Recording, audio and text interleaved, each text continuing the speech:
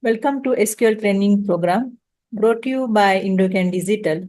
I am Ankita and I will help you through this course.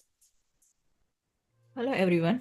A very warm welcome to this training program on learning SQL for the data analyst and the data scientist.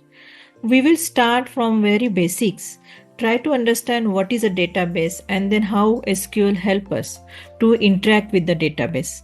Then of course, we will build on top of that and proceed towards the advanced topics in the SQL. So today's agenda is very simple and we just cover the basics, focusing on mainly on the key technologies which are used in the SQL. So what is a SQL? SQL stands for the structured query language. It is a language which helps us to interact with the relational database or which help us to communicate with the data stored in the relational database. But before diving into the SQL, let's understand what is data, why data is needed, and what data itself. These days, nearly everything we do generate the data. For example, when we log in into the bank account, your user ID and the password are validated against a database. Similarly, every time you make a purchase, or when you swap a card, or when you visit a hospital or search for the product online, data is generated. This data needs to be recorded somewhere, it's stored somewhere, and it analyzed for the further insights that will help us to make us some informed decisions, or you can say help us to build a predictive model. So let's say some organization is recruiting an employee.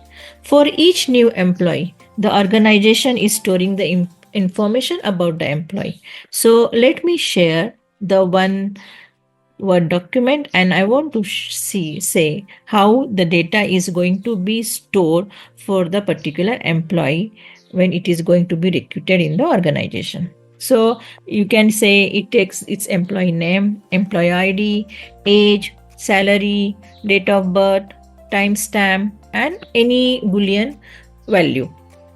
In SQL, there are the mainly 5 types of data types. So what is a data type? Each field in a database has a specific data type. If I store my employee name in the form of string or text, then you cannot enter numeric value in that. So there is some specific data type is ensure that particular data is going to be inserted into your database that help us to provide the consistency in your database. So for example, when you are going to be store employee name, it may be string or text. So for that, we are using the character or varchar data type. When you are going to insert employee ID, it is a numeric value. So that time we are using the integer data type. For the age also same, it's a numeric value, so we are going to use integer data type. For the salary, it is a decimal value or it may be the whole number, but for the safer side we use the float which represents the decimal value. Then there is a date of birth, which is obviously it's a date, and the timestamp, it's a combination of the date and the time when any employee is punch in and punch out. So that time we use the timestamp as the data type.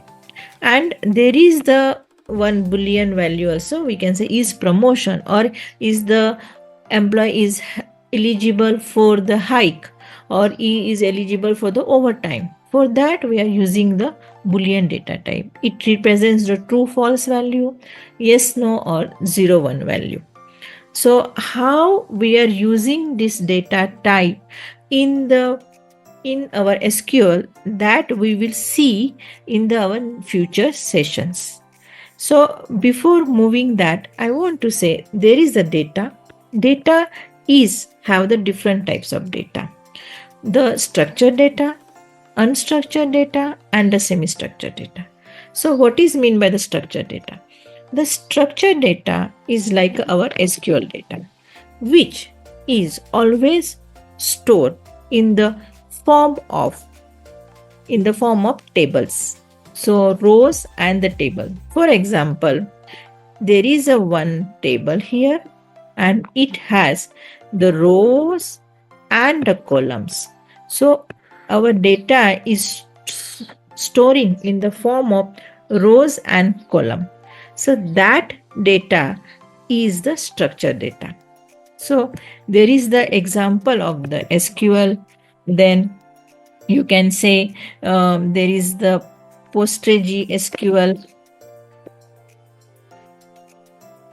then MySQL are the example of the structured data.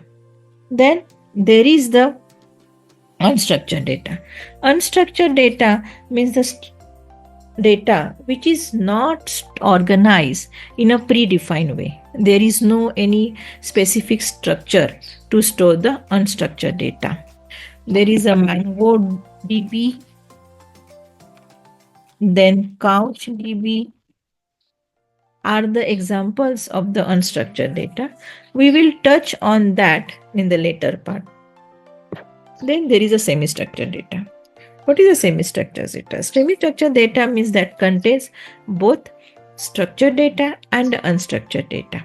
An example of the semi-structured data is the document which has both, which has a table structure also and images, videos or anything.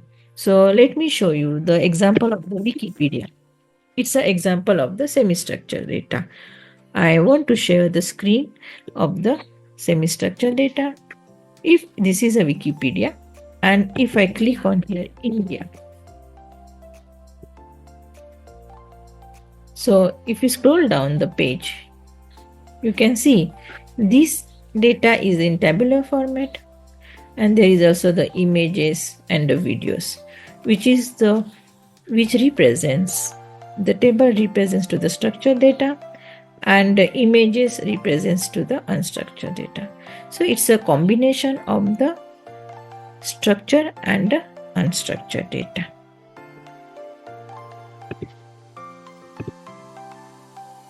So till now we understand what is a SQL and what are the different data types is for the SQL. Now there is let's learn about that also. What is the relational database? The relational database is like when there is only one table and in the relational database we have the more than one tables, which is mainly used to interact with each other tables, and that is happen only in a systematic way. Now, what is the role of the SQL in the data management? For example, there is a one user who just searches what is a SQL. When you search for that, the query is going to the Google server. Google server generate as a query and it requests to the database for the fetching of the relevant information. It retrieves the relevant information in the form of the result sets and it's sent back to the server, which then presents on your browser or on your screen or on apps. For example, I want to say when you enter your PIN at the ATM, the bank database check whether you enter the PIN is matches with the one you store into your account. That query ensures that you have the authorized transaction and then it allowed to do. So I already mentioned that SQL is the store the data in the form of the tables and that tables has the rows and the columns. So each row present in the SQL it's a record and there is the column in the table it is the field. So and if there is a more than one table which is connected with each other, it becomes the relational database. So what we learn in this session that SQL is a very powerful language which is used to interact with the data present in the relational database and understanding how it will be helpful to do the data analysis. After that, also we will focus on the in the future we'll focus on the relational database like PostgreSQL or SQLite, which is widely used in the industry.